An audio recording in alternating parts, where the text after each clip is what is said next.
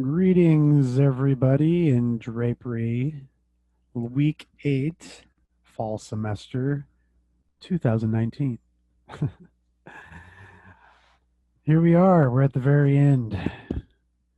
Thank you all for participating. Thank you all for making it to the very end for those of you who are watching this video. I appreciate all the hard work. And as I have recommended in most of your videos, you all need figure drawing now. Willie, you're not one of those that needs the figure drawing necessarily. I know you've taken it before, but you will need to take it again at some point to help you inform your anatomy and improve if figures are going to be your primary subject of focus within your work. But all of you need to now move over into figure, and you also need to take perspective, because those two things are what are holding you all back from rendering to perfection. You can all draw line drawings very well. I am very impressed with your ability to get a line drawing down. I am also impressed with your ability to get the flats started, because it's not easy to separate flatting from rendering. We all tend to think that rendering is this thing where we have to put all this effort into doing all this crazy stuff, when there's a process to it and there's a layering process. Once you understand that layering process, everything gets a lot easier. And you're all doing very well with it. But you all need more practice seeing the form for what it is by understanding what to look for. And if you don't know what to look for, you won't know what to find. The figure, you would think all the answers are sitting right before us. But until you've heard of tensor fascia lata, quadricep, aponeurosis, vastus medialis, vastus lateralis, rectus femoris, the tibial tuberosity, and the tendon that attaches all of those together. And if you didn't understand anything that I just said, I was talking about the quadricep, which means the upper half of the leg, the thigh. All the muscles I just mentioned were in the thigh.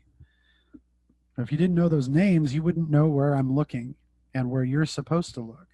So it's unknown information. Although the leg is there right in front of you because the model is in front of you, does not mean that you will see the vastus lateralis if you don't know what it is.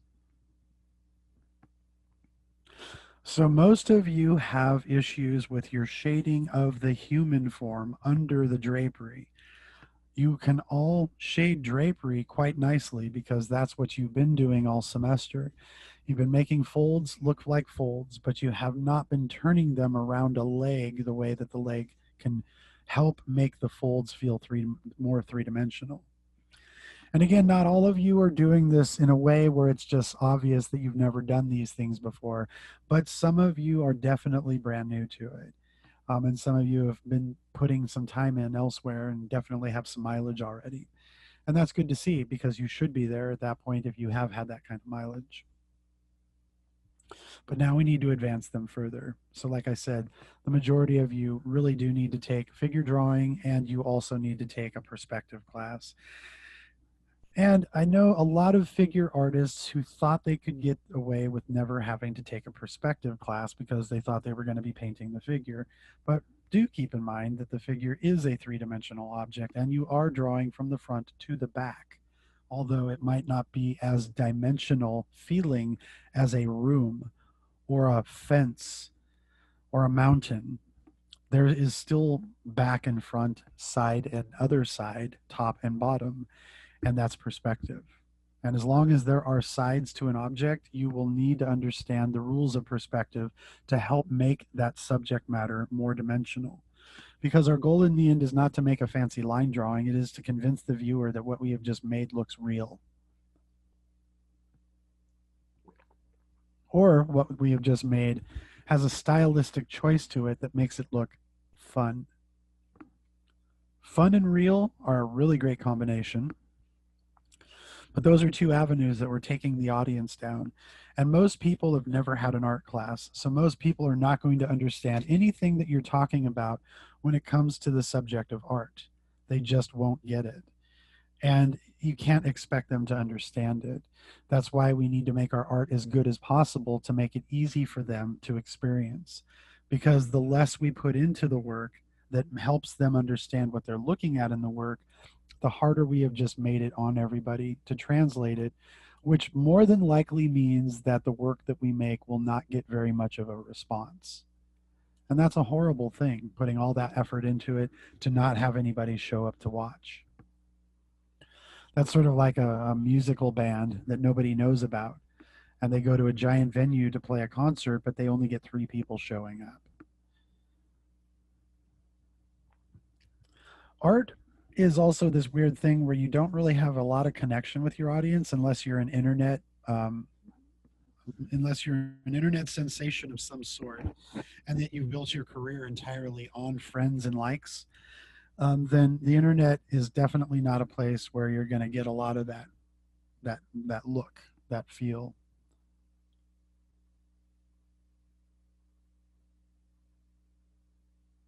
And I've already forgotten where I was going with all of this. So let's get back to class. All right. So this last week was about costuming.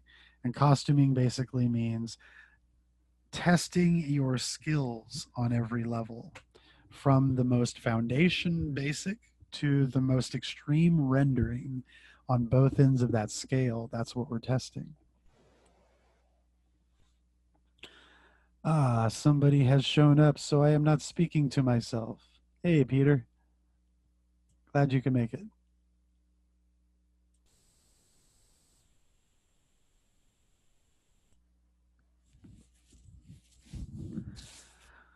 So I'm going to continue my dialogue from where I just left off. You can pick up the rest of it by watching the video again. It was just mostly introductory stuff and kind of explaining where all of you need to head next with classes. But I also do that in your separate videos, which I have not posted yet because I made the videos. The last week is the hardest week for me to make a 5 minute video like I'm supposed to do. They end up being 10 minutes or more. So it's taken me a long time to record everything. I made every video way longer than they should be. And it's so as soon as I get all of them done, I'm going to post all of them together. And I didn't want to post them in a trickle down effect where there was just one at a time, because I didn't want other people to feel like I missed them or neglected them or anything.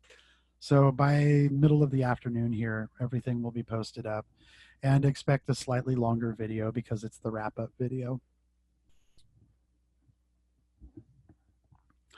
All right, so it's just you and I for now, unless somebody else shows up, which I hope somebody else does because it's always nice to have a few different types of questions coming at me. But give me some questions that I could start with to help begin this process. Otherwise, I'm just going to go into what I was describing earlier, and that was getting back to where we were in the conversation. Costumes, and this week was costuming, trying to add all of the different things together that you have learned so far and put it together as an ensemble, a whole, doing everything together all at once, as if you weren't already when you were doing your renderings. But this one is now testing all of the skills and putting them to practice. And typically, costume is where we're going to find that kind of diversity that we might find just about everything we studied in the semester within one object, and not having to like do dozens and dozens of them to get all of the rules to coalesce, just so we can show that we have learned something. And the costume is a bit more difficult because there are layers. But do keep in mind that the most influential layers are the ones that are underneath most often because of the order that you put them on in. However, if your top coat or your clothing on the very top layer is heavy, then that material might compress everything else underneath and push it all back in as if there wasn't anything else on underneath our coat. But most of the time, when we're not wearing a big heavy coat, it'll be the deepest clothing that's underneath that has body to it that will be influencing all the other clothing. And I'm not talking underwear, because underwear doesn't influence. In fact, most of us are trying to hide it from showing that we have it on underneath. Excuse me, I almost sneezed right into the microphone. That would have been no fun. But for the most part, the layers influence each other. Whether it's the top down or the bottom up effect, the layers are influenced by one another or influenced with each other, which is what I'm always talking about when you take the anatomy class, how we have to study what's under the skin in order to understand what we're looking at on the surface. Those little lumps and bumps and furrows and cracks and dents and rents and everything else that we want to call them on the figure are all anatomical based. There isn't anything there that's arbitrary unless somebody has a body full of bruises. Then maybe the skin has swollen because of the bruise. But otherwise, everything else is because of our natural anatomy. We have to take the skin off and look underneath the skin to see what's going on so that we can make suggestions on what to do on the top of the surface with the flesh that we are looking at. Drapery is no different. We have to know the figure underneath, which means we do have to know the anatomy too, because the anatomy is partly the influence of the clothing that we're wearing. And then everything else is the body of the clothing and its volume or its body.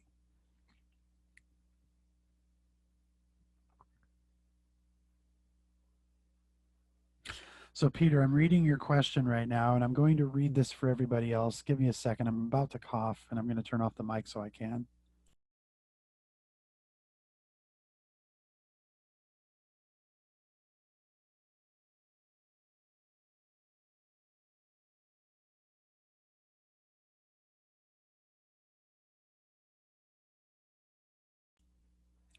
All right, so Peter's question has to do with, does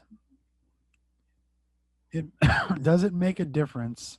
Sorry, the rest of the cough still hasn't come out yet. Does it make a difference whether or not I should go into figure drawing after this, knowing that I still need to learn the figure, or should I start simpler? Well, you've already let the cat out of the bag, so to speak. By having done this class, you're already engaged in the figure. And I think it would actually take you backwards if you were to step away from the figure for a moment and try to learn simpler things. Because when the things you're describing here, chairs and tables and trees and so forth, we're talking about basic geometry.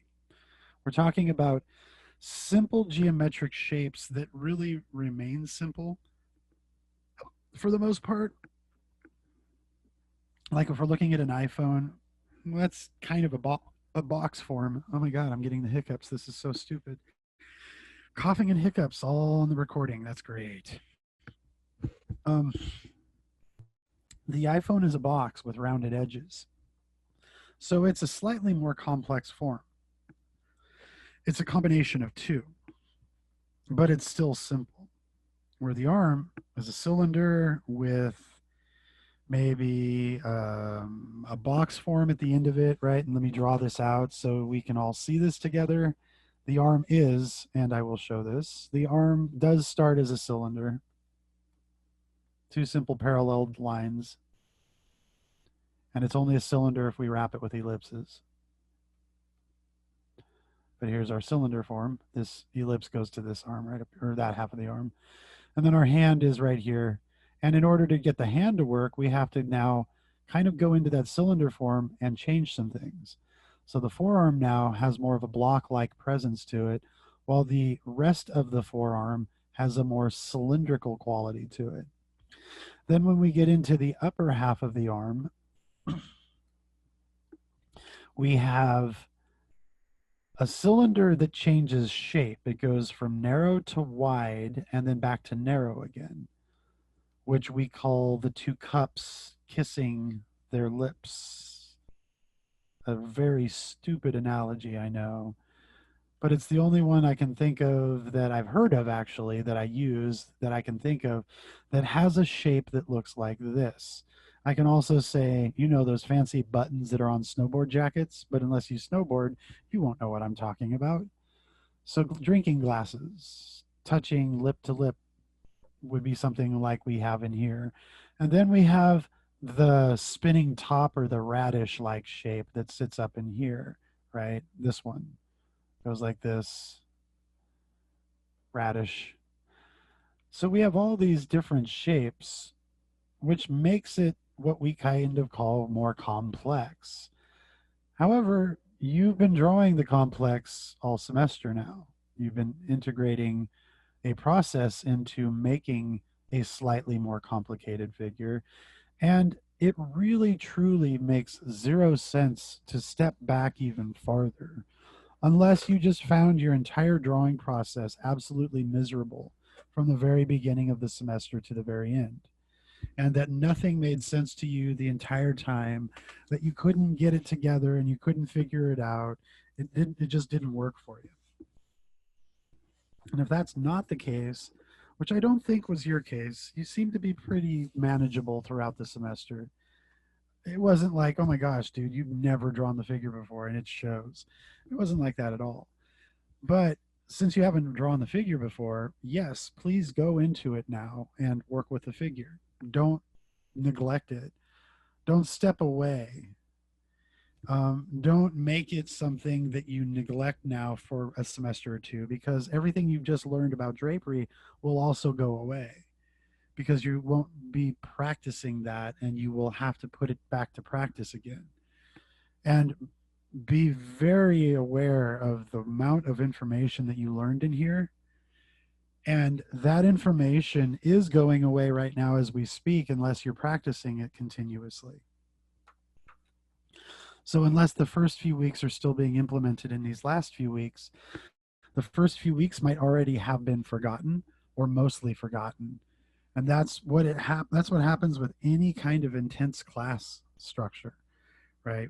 Drawing classes, what you'll find are that drawing classes are really no different than, say, learning law or learning medicine in a class for a semester, because of the amount of work you have to put into the things that you have to learn. There are so many different layers that go into these things. And it's very quick and easy to start forgetting those layers, especially if there is zero practice. The practice is where it all counts, because that's where you start to store it away into long term memory, where everything right now is all short term memory. Everything we're learning together is sort of like on the fly right now within the first week. And then next week, we talk about entirely different things. Although there are some overlaps, like the pipe folds and the triangles and the dialogue with diaper and zigzag and radiating and, things like that. There's the commonplace dialogue, which is our foundation basics, but there's all the nuances that go into this that are specialized. And unless you're constantly practicing them, then you are forgetting them. And if you're not practicing them at all and you're just taking in stuff and then doing stuff or whatever, then they've never been memorized and they've never been implemented. And more than likely, within a semester's worth of time after this semester, you will probably have forgotten everything. And within a year or two, you might even have forgotten that you took the class, because there's just no information stored away anywhere. And I would think that you would probably feel a little bad if that were the case. So I would keep practicing. But yes, take figure drawing. Please do. And for those of you also that I did mention take figure drawing class, you don't need to wait to take it another time to learn something else, to figure it out or to learn it or to make it easier to learn. It all goes together, and everything, there is sort of a logical order and process to learning things. But since we've already broken that logic by jumping out of order by doing the figure already, it doesn't matter anymore. It really doesn't. You can do whatever you want to do. You've already taken it out of order. And that's not necessarily a bad thing. It's just out of order now. And since you've already taken this, well, let's take something else now. And eventually you're going to realize, okay, there are certain things that I probably want to do first. Like I want to take this kind of class or that kind of class first. Like it might be a good idea to take the sketchbook class because I need to learn how to sketch loosely so I don't get uptight with my work. Or maybe I need to take a perspective class first because a lot of the things I will be drawing throughout the years are going to involve form. They're going to involve dimension. And if I don't have a steady hand on those forms and on those dimensions, then they won't read that way. And I won't get taken seriously with the things that I need to produce because nobody can read what I'm making. It's illegible.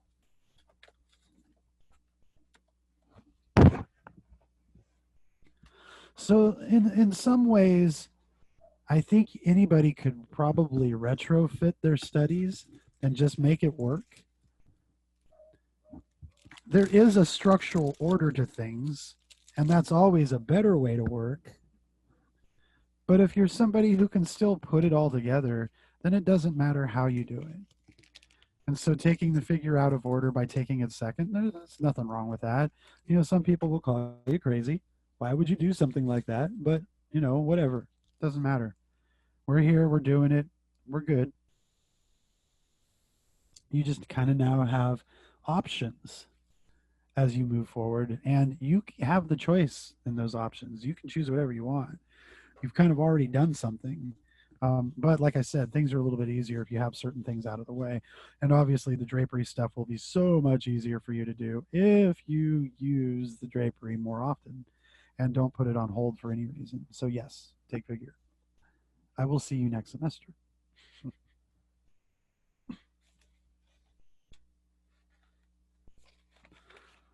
Hold on one second. Work is writing me.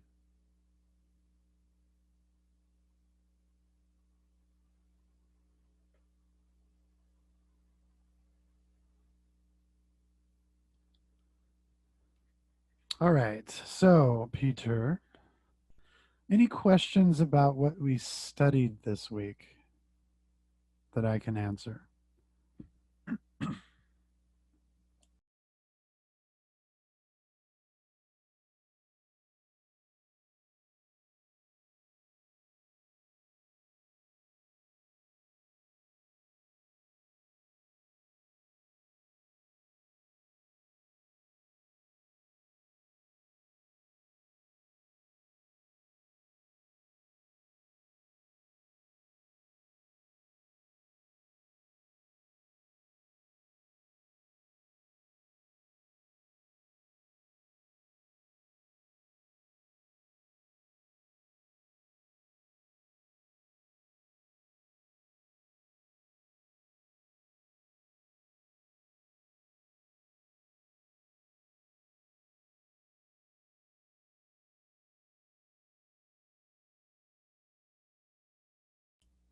Sorry, I'm sitting here talking to myself. The pirate hats. So you're talking about the tribe bill hat, I think is what they're called, where you have the fold in the front and then it goes back like this and over here this way. Well, there's your answer right there. There's the top of the hat over the ellipse. The head will fit within that space, and there's the rest of your hat. Arg.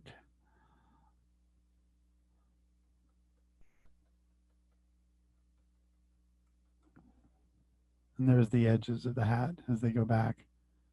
But that's not really a question. That's more of a statement. You had trouble with these types of hats.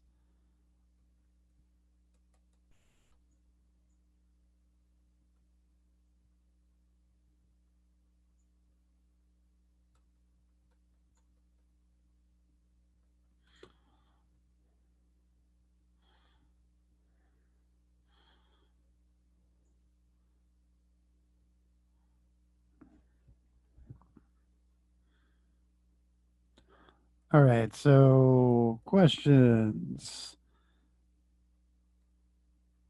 And if there aren't any questions, then I need to come up with something here to discuss.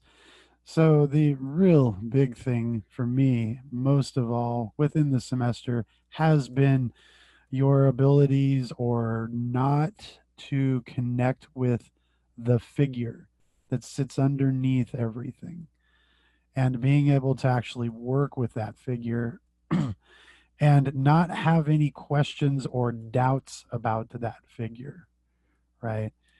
And there's probably a lot of question, a lot of doubt for many of you because the lack of understanding of the human form that sits underneath all of the clothing has been the trouble most of the semester, and pretty much the thing that I've repeated every week since we started shading is just understanding that there is a human being that sits underneath everything. And it's that human being that we're trying to make contact with, that we're trying to describe and articulate, something that others will understand, right? Because we're trying to humanize the picture moment and experience to give others an experience to live through, to learn through, uh, something to that effect. And when we're not doing that, we might be missing the boat entirely and just drawing stuff, which doesn't get as much attention from people. While somebody like maybe a family member might go, "Oh, you made art. That's so pretty." Somebody might acknowledge it, but maybe not, more than likely not. Um, it's not work that's commercially viable and usable and that sort of thing. So it's not going to get you anywhere. You have to really learn what you're doing to make it something that you can then turn around and commercialize, turn around and monetize, and that sort of thing. And it takes a while to get you through your academic basics so that you can get to a point where you can just make things, kind of like what I'm doing right now. I'm just doodling, but I'm doodling with some artifact that was already there. We were kind of talking pirate beforehand here. So that gave me some kind of motivation to work from, even though it's not everything because we're not talking like a specific pirate or whatever, but it gave me something to do. I've got something that I can work towards. Um, and I wouldn't do this if I didn't feel confident that I can draw a picture. I would feel, I would disguise, or not even disguise, I just wouldn't do anything to not show what I don't know. And unless I have the confidence, I might not ever show that stuff. I might always keep that stuff under wraps and then go home and work really hard to do the things that I need to do, make a portfolio, and then show you the portfolio, but not show you me working on the portfolio because I don't want to show you how much I don't know or understand about making stuff. And all of you now, you got into this class probably thinking that it was going to be about, drawing just basic. Here's a fold. Let's draw a pipe fold here, and then let's shade it. But it was a class that had to do with the human form. We're talking shoulders that go up and over. So we've got to go around those shoulders to put all this stuff on the body and to get it to look good or to look right. And we have to know that there's dimension and perspective. And we also have to know that there is a human being underneath these lines we're drawing that represent the coat or the hat or whatever it is that we're drawing at that moment.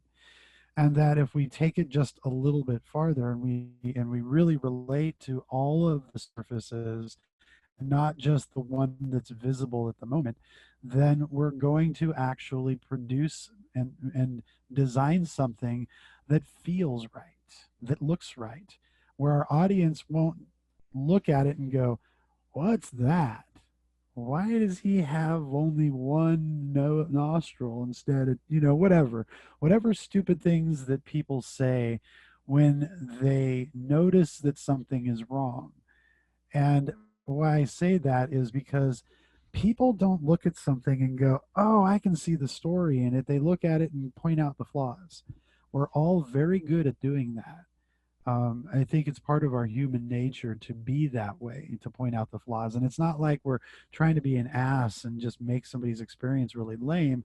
It's that we can't get past that mistake that we see. And we're really noticing that it is a mistake. And why is it there? Why would somebody do that? So the story is now lost. There's nobody engaged in the moment because they're engaged in the flaw. When you're telling a story using the human form, If you don't have a good grasp on the three dimensions of the body, then the clothing doesn't make it any better, and it doesn't cover up what you don't know about the body. In fact, it shows what you don't know about the body and about drapery. Both of those things at the same time kind of fall apart. It's not one or the other. And then beyond that, whatever you do to shade it in or to fill in the space. Here, I'm not really shading, I'm throwing lines in here to describe volume a little bit, but it isn't necessarily that I'm trying to shade this to perfection. What I'm kind of doing here is showing the change of direction so that you, the viewer, can experience the forms, understand them, and experience them visually. You can feel your way over the surface with each of these contours that I put in there.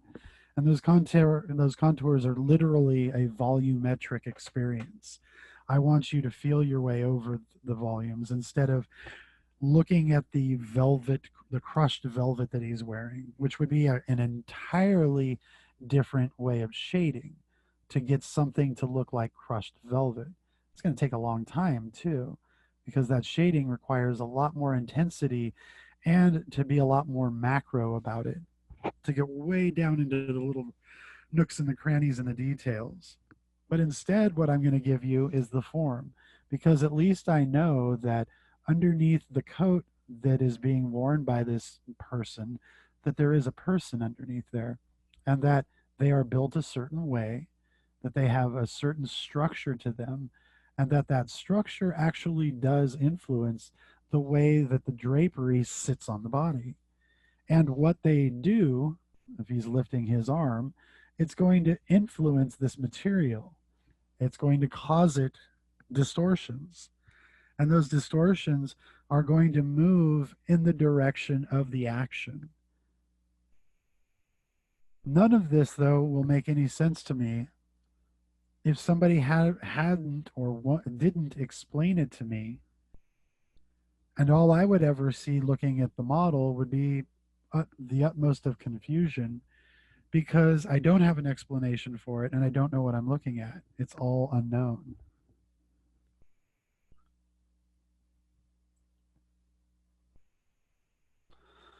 So form drawing is a thing, and it's a real thing, and it's a thing that you're all going to need. You're going to need to take the figure because you have now taken drapery, and you need to clothe the figure. But you need to remember that the figure is the primary source of influence here. It's the thing we are all looking at and we are all looking for. The drapery is a costume. It explains what kind of figure we're looking at.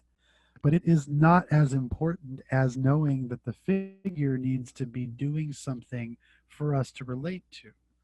The action of the figure is the story, not the clothing. But the clothing is a participant of the story and helps decorate the action with more clarity.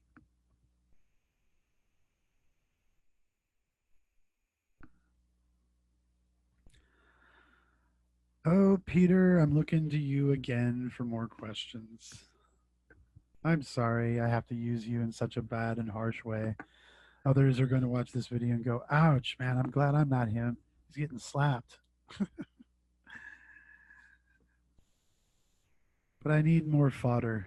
I need something to work with here. I am going to do a little shading demo to show form, but I want to know a little bit more from you. The airbrush effect. Thank you for asking. That's actually a really good question.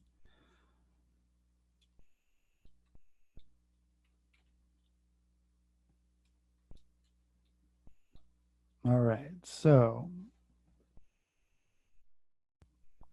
we have a form. And on that form, we have muscles. And those muscles take different directions with slightly different volumes. And because of the action of the person, they'll also take on a slightly different appearance than their usual self. Here I'm just putting in little indicators of whatever they might be doing. And then we put on the clothing, and it's going to go with these shapes. It's going to move with these shapes. And in order to do that effectively, we need to know what those shapes are and their acuteness, that their sharpness, or their I'm trying to think of a good word for this. They're either really sharp and they're acute, or they're really long and taper slowly and gradually. Gradually, that's the word I'm looking for. They're either gradual or they're acute. And like with this muscle right along in here, the ridge muscle, it's acute over here, and then it gets softer or more gradual as it goes up and over the volume. And then, of course, it changes direction. So that's going to have another certain sharpness to it. And then we have the folds, and those folds are of pipe by nature. And each of those folds has a certain sharpness to them or a certain softness to them based upon how expanded they are across the form.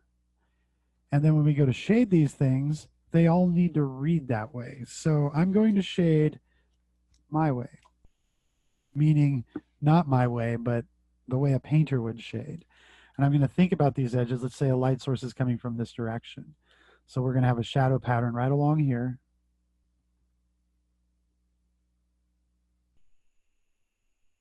Probably a hint of one right along here.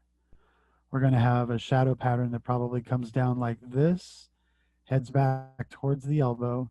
We'll have a small shape here and a small edge there. A shadow pattern at the nape of the arm there, what's called the olecranon process. We'll have a shadow pattern along here and in this space. And then up along in here, we'll probably have a cast shadow from the shirt. And then I'll have a cast shadow here, and a cast shadow here, and a cast shadow here. And I drew red on top, damn it. And then we'll have some kind of change of shadow pattern through here because of the different muscles that are exchanging shapes and spaces. So that, for the most part now, is the patterning of shadows that I'm going to be putting on. And when I go to shade them, to start off with, I want the no-tan, the really simple one. And I should have started off with local values first, which I totally didn't do. And I am at fault for that. My apologies. Totally went out of order. So all of that flat.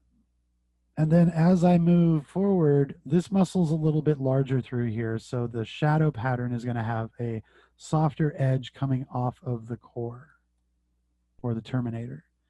And then as it comes down through here, it's going to get a little bit sharper because of its insertion.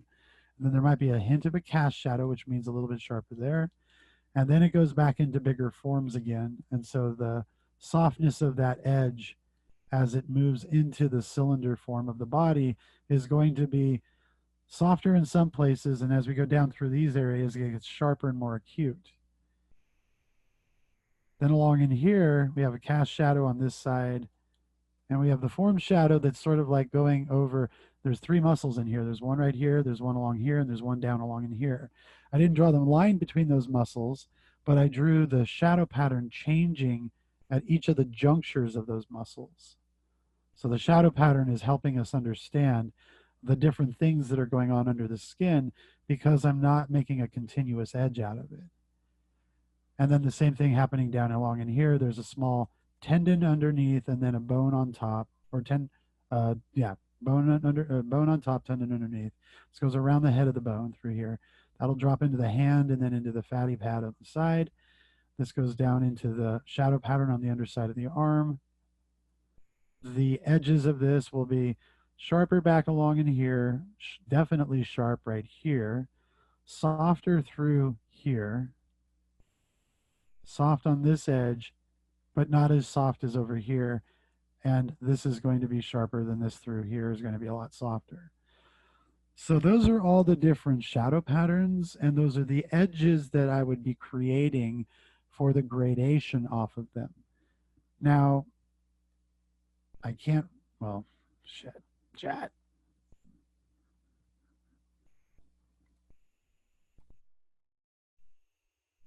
because I didn't draw the line drawing and then separate it with the shadow pattern like an idiot. All right, there's part of it. All right, so now I'm going to go and get a different brush. I'm going to shade. And like I kind of showed in the demo, we start with the arm cylinder. That's okay. We can do that. And we'll shade that all the way to the edge. Then we'll look for the bounce light if there is any in there. And then we'll put the shadow on the shirt. And then we'll go and fill the shadows of these. There's a little cast shadow in here. But as I'm doing this, I'm not going to come back through here and start cutting up all these little edges everywhere. I'm going to kind of leave it just the way it is because it sort of almost looks kind of finished like. But it feels unfinished compared to this arm over here. And I can put some airbrush into this over here, but the brush strokes that I've created have a different kind of energy to them.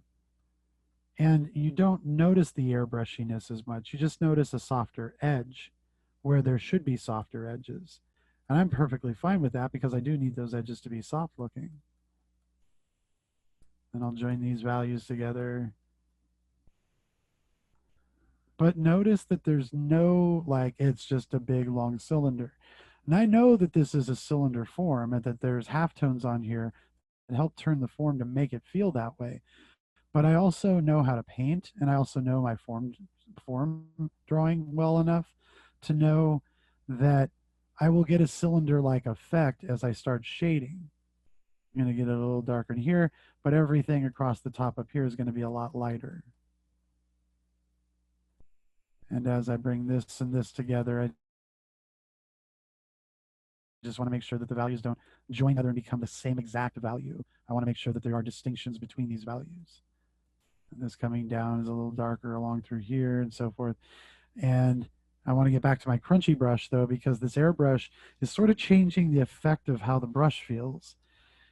And it's not as painterly anymore. So if I go back to my flat shading brush and then do the same thing with it, I'm going to have more of a uniform feeling to all of this because it feels like the way I was painting earlier anyway, because I'm using the same kind of brush. I'm not switching brushes. I'm going to move across the top of the arm through here. It is going to get darker over on this side, so I'll shade that in a little bit, going with the surfaces. And through here, put in a little bit of light right along in that edge.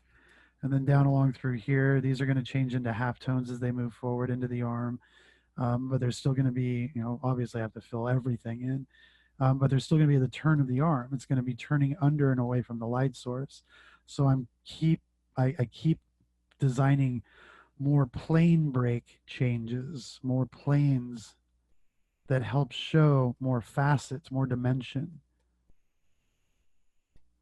And then as I bridge those edges together by softening the boundary every now and again, where it needs to soften. Now, when I say every now and again, that's a totally random way of saying that there's actual design here, and the design goes exactly with the anatomy.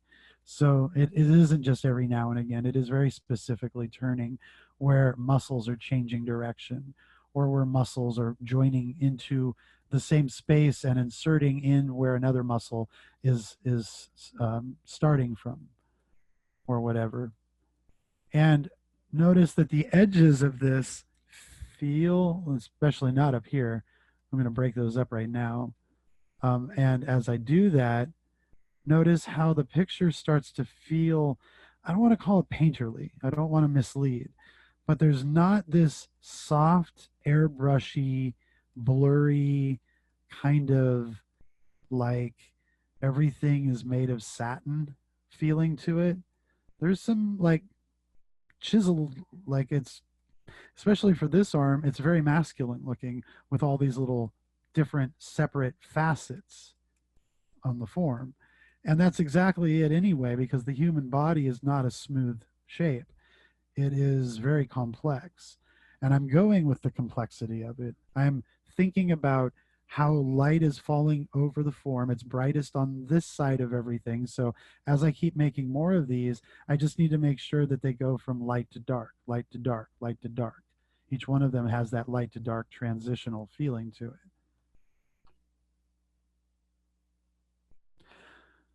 Well, here's what I would say about the airbrush. And here's what I will tell you about my own painting. When I do my cartooning, which is my comic book work, I only use the airbrush, but you wouldn't know it because I know how to paint. I use paint brushes. I use real paint. I paint oils and gouache and watercolor and acrylic, and I use pastels, and I use all the traditional media. I know very well how to use all those different materials. And when I'm working digitally, I'm bringing that knowledge here with me. So I'm looking for something now when I paint that I know just comes naturally with the materials that I work with in a traditional media sense. And so I'm looking for a noise of sorts that reminds me of them. So I know that I'm looking for something very specific. And so I can take the airbrush and use it, and I can paint all sorts of different things with it. In fact, here I'll show you, like, let me switch over to an airbrush. All right, so I have this as my airbrush tool.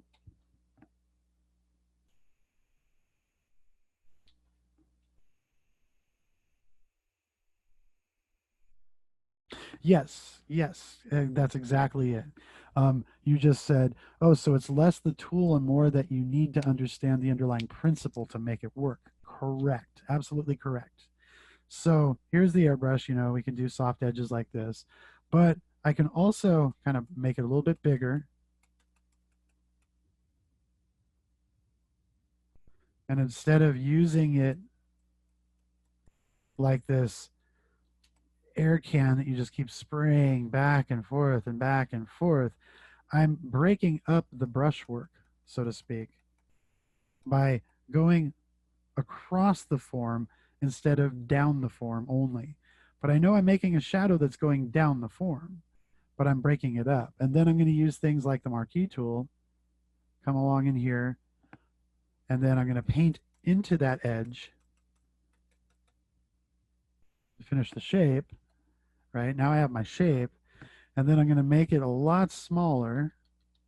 And whatever's in the background, which I don't have a background, so I'm going to paint that next to it really quick. And whatever's in the background and whichever edges are sort of facing more towards it, I'm going to make this brush really small so I can do stuff like this with it. And then I'm cutting some edges over the edges to make them look like they kind of go together. They blend together. And then I'll also do that same thing in here. Every now and again, I'll do a little bit of this to show the change of directions of the form, kind of like an inker in a comic book would kind of do that. And it's not like I want those lines to be super noticeable. If they start becoming super noticeable, then I'm going to spray over the top of them with the color I just cut into or value that I just cut into, so you don't notice them as much. But I am trying not to make it, well, first of all, I'm not trying not to make it look like spray, spray, spray, spray, and then stuff in between missing. I'm actually trying to make it look cohesive.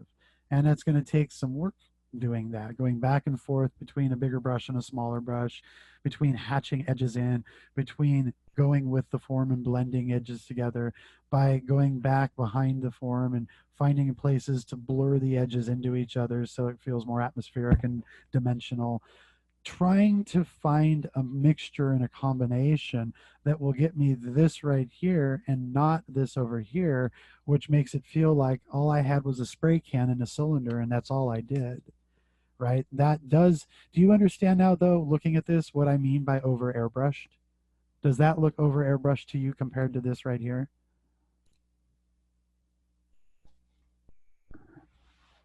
So that's what I mean. It looks too soft all over. It looks a little bit fake.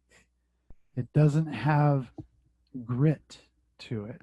And not like I'm trying to make every male arm look gritty and like it's glistening with sweat and it's been lifting heavy things so every muscle is articulated. I'm not trying to do that. I'm painting according to the subject matter's needs, the client's needs, what is their look and feel, and then also for variety's sake, because I don't want every picture to look like the same picture. And if I do everything with an airbrush, every picture is going to look like I did everything with an airbrush. And it's all going to look like the same picture over and over and over again. And not only is all or are all subject matter very different from each other, but every brushstroke should be different from every other brushstroke. They shouldn't be the same. I should be exercising diversity in the materials that I use and let the basics or the foundation help me find the answer. Because what I'm looking for is three-dimensional form. I am not looking for a repeat solution for a brushstroke. Because if I do that, then the pictures are going to feel fake. They're going to feel like, oh, you used the same brush for that one and that one and that one. If you put them all next to each other, it's going to feel like that. And that would be a horrible thing to do, because then people would go, oh, this person's not very good because they can only do one thing. And you can see it right across the boards. They did the exact same thing over and over again. That one thing, not a lot of different things. Yes, exactly. And you loved that musician when you first heard him because they were different. But then after you bought the album, you realized the songs kind of sound the same on the album. Maybe I just like the one song. And then you buy their next album and it sounds exactly alike. And it's like this person has no diversity in them. Where this band over here, every song is so different sounding, and not all of them are all that good, but they're so different all the time. And that diversity makes them more exciting because you know that whatever they do is going to be good or good enough because they have skill, but also different enough where it's going to be an adventure. And it isn't going to be like watching the same TV show over and over and over again. I've seen the first Star Wars 47 times. Why? That's sad. All that time wasted.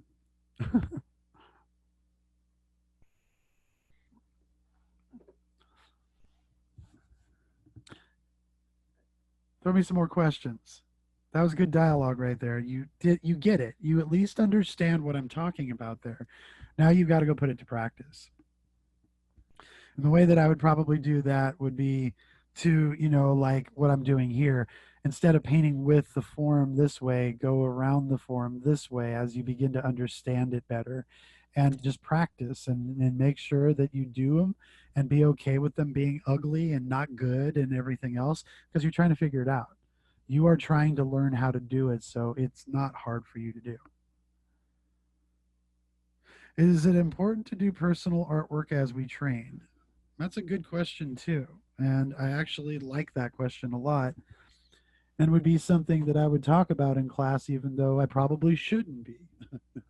um, of course, it is absolutely important for you to do personal work as you continue training, because here's a thing that happens, and I've seen it happen over and over again. I had it happen to myself. You lose your identity when you're training. Not that there was one to begin with, but you felt a lot more in contact with yourself than you did once you started training.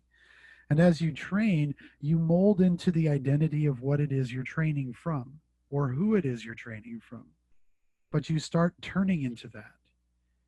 And your own artwork that you're doing, your own concepts, your own ideas are so important to you because they keep you or prevent you from becoming too much like another thing. They help you become you. And while I have said this in here, style is not a thing. Style is a need for the moment. And your style will change depending upon the influences you take in and the job that you need to have done. Those will be your influences. That will be your style. So style is always changing. But it's important to have heard yourself speak and not using someone else's voice. So if you're training in the hand of Disney or to be a Marvel comic artist, so it has to look the Marvel way, then you aren't training for you, you are training for something else. And as you're in that thing, they will continue to mold you into their thing because they don't want you being you, they want you being them. They want, when it's on the shelf, for someone to go, oh, there's a Marvel product, not a, oh, there's a Jim Lee product, or there's a Adam Hughes product, or whoever it might be, like I do as an artist, because I'm looking for other artists. I am looking for other products, but I'm looking for them by artist. So I know them by artist. And usually those artists that are known by their name because they're really good are usually also doing their own projects. And those are the things that I'm searching out. I'm looking for the artist so I can search for the project. And I can take the project and I can buy it because I like their projects, because their projects have nothing to do with the kind of work they do commercially. They're usually very different. And these people are so good at what they do, I would hope that they would take me on a really great experience. So I am going to go look for them, and I'm going to go look for their personal work. I'll go buy all their commercial work too, because I'm a commercial. I am a child and a product of the commercial world. Therefore, I need my Spider-Man or my Spider-Verse, and I need my Battlestar Galactica, and I need my occasional Star Wars and blah blah blah. And so I can't escape those things. But I'm also into entertainment. I'm always looking for something different. If we didn't do personal work, there would not be any entertaining oddities out there because everybody would be showing us their badge of honor for who they've been working with, which is nice. Oh, cool. You're a Star Wars artist. That's nice. What do you do for your, what do you do when you're working for yourself? I don't. I just do Star Wars things.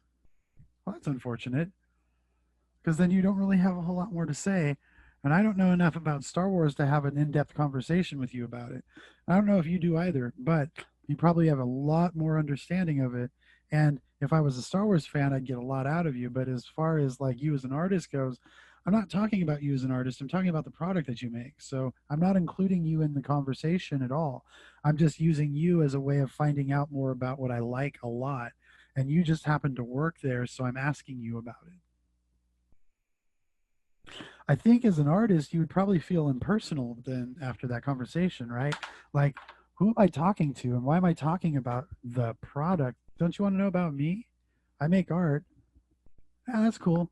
And you get to work over there. That must be awesome. Do you know George Lucas? Right. And you never really get to talk about you. It's not about you anymore. It is about, it's completely about that product. I think as an artist, you would want to be known as a person. And you're known as a person who has a skill that people admire. And they also know you as an individual because they buy into you as an individual. They buy you as an artist by going onto your blog and subscribing. And then they buy your product that you do that's personal work because they know that this is bigger and better than all that stuff you do commercially for all the people you work for. Because this is the stuff that really comes from the person within and not just the person 9 to 5. Also, by the time you're done training, if you haven't been doing your own personal work, then you're training towards a client. I'm drawing my pictures so I can get into Blizzard. So you're catering all of your work to a thing instead of thinking about yourself first. And honestly, when I hire somebody, I look for the personal work first. I don't look for their commercial success. Although their commercial success does help me pick them out. That's what got me to get the interview in the first place. But now that I'm interviewing the person, I want to see their personal work. I want to see a lot more of it because I'm going to be hiring them for that more than I'm going to be hiring them for their polish of how it looks for client A, B, or C. Because if I ask for that in my own work, I'm going to look like that client instead of me and my product. And I really want this talented person to help me figure out my look, my feel, my voice. And I know they have enough skill within them because they're this good. And it's because of their personal work that I'm going to take them on and I'm going to use them or work with them because I like what they're saying and I like where they're going with their work. So, yeah, you could forget yourself really quickly and easily becoming a part of the thing you want to become a part of. And you can lose your identity as an artist and just become whatever it is that that client is. And I think it's very important that you keep it all close to your heart and that you actually do train to make your own thing, whether you do or not. It keeps you interested, and once you retire from doing this stuff, then you still have a career because you still have product to work on. You have your own. And once that comes out, depending upon how cool and different it is, you'll get right back into the swing of things with more work because people will hire you for that thing they saw you do. There are so many benefits to doing your own work. Plus, it's also a place for you to train. If you want to get better for your client, you go do better work for yourself. And as you get better doing the work for yourself, you'll just instinctively get better and your client work will become better as a result of it. But if you just go work on client work, then you're going to copy whoever's work you're copying at the time, and you're just going to try to improve towards their work instead of thinking about yourself. Does that answer your question?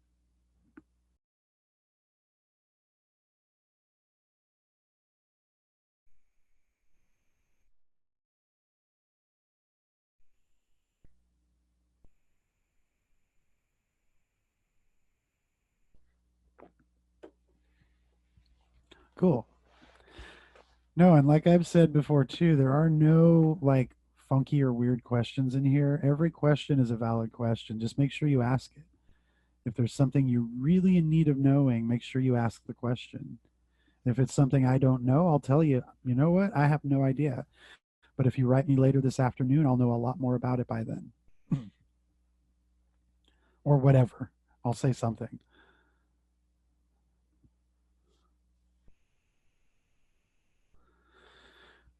I think I started at 11:30, close to 11:30. I know you got in here a little bit late, and I'm also like henpecking you for questions. Do you have anything else to ask? If you have anything else, I'll definitely answer that before we break ways here. But before you get an answer, and if you are typing something in right now, I just want to say to each of you, thank you very much for trying. Thank you very much for coming in and working hard and learning something new, especially with me, because as you now know from each week, you learn a lot of stuff in here. And I take you on a huge knowledge adventure. And I probably loaded you down with more than you probably learned in a couple of your other classes that are not as knowledge intensive. Like I break it down really down to the granular level because you have to know how deep this goes in order to know how far you should be problem solving. And if you're not that into it, you're also going to learn very quickly that because there's so much to learn, I'm good and I'm out of here. I'm not going to do art anymore at all. And I'm definitely not going to spend any more money on classes because I don't need to, knowing that there's so much to learn that I'm just not that interested anymore. And it helps you save on your budget so you don't spend money where you don't need to spend money because money is something you need. But for those of you who really want to do it, hopefully you've learned that there is a lot to learn and that, oh, hi, Cyber Monday, and that normally $404, now only 79. That's ridiculous. Wow. Anyway, sorry for that. That's a rude interruption. um, now you know how much work there is involved in it. Now you can start figuring out how to schedule your time to learn more because you know you need more. And I think that's also a fantastic thing and a fantastic place to be. So, since it's just Peter here, and thank you, Peter, I do appreciate you being here. I'm just doing this now to make everybody else feel bad. Just Peter and I here. Could have been a whole bunch of us having a really great roundtable conversation, but ours was a ping pong table, back and forth. And that was actually me forcing him to play because he didn't want to. No, for the rest of you who weren't here and you do have questions still, by all means, email me and ask me those questions. I have no problem with anybody emailing me, like random questions to be answered. If I have the time, I'll get right back to you. If I don't, it'll be within a few days, but I will get back to you about whatever you ask. I don't want you ever feeling like you don't know something and you can't find the answers to it. If answers are out there, I'll point you to where they go or where they are so you can go there and get them. And I will help you solve that problem a little bit. But don't hesitate and don't hold things in. The more you hold in, the less likely you are to become an artist because you can't find the solutions and you're afraid to ask, therefore, you don't want to, and giving up is easier. And I don't, you all have such a good hand that I would hate to see any of you want to give it up.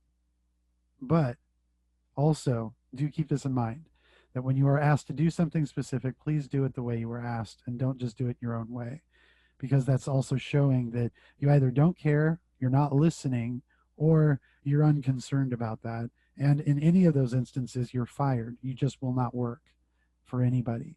So you do need to pay attention to and do the thing of whatever it is that you're learning in whatever class you're in or whoever you're studying with. Don't do your own thing. Make sure that it is in alignment with what you're doing at that moment. And you won't make enemies with your teachers. You'll actually make a much tighter friendship with them. And I think that's what you would want anyway, especially with the teachers, because they're the ones you call the gatekeepers. They're the ones that are either preventing you or helping you get to that job quicker. So you want to have a good rapport with them and a good conversation with them and a conversation with them because we definitely want to talk with you. I don't like talking to myself. I like talking to you. Making videos for y'all is really hard because I'm talking to you, but not really because I'm just there by myself. But in these Q&A spaces, I expect you guys talking back because I don't want this to be a conversation or a monologue rather than a conversation. I'm not here to hear myself. I don't care. I sit in silence all day working, and I like it better than listening to myself talk all day. But I know things that you need to know too. So you throw it at me, I throw it back. Anyway, with that being said, make sure you do that with the next teacher you have, whoever it might be. Don't hesitate and don't be the quiet one in the back of the room. You will not get what you need if you act and stay that way. Ask a lot of questions, be proactive, be involved, and you will get every penny's worth out of that class. Like you could have gotten with me if you had asked more questions and you were more respondent to what I was doing. You would get a lot more out of me because as you hear, like in these conversations, I sort of don't know when to stop. I'll just keep giving you more and more and more. All right, but I am going to stop here. Thank you very much for taking the class, all of you. In your videos, I am leaving behind with you some information on which class you should take next based upon my experience with you. You can take it for whatever you like, take the class or not. I do hope to see all of you in a figure class, and good luck with everything that you're doing. Thank you, Peter. I appreciate you being here. Thanks for the questions, and sorry I was picking on you a little bit. You were the only one here, so I couldn't just pick on mystery guest X because there wasn't one. All right, take care and good luck with everything. And hopefully I'll see you over in a figure drawing class.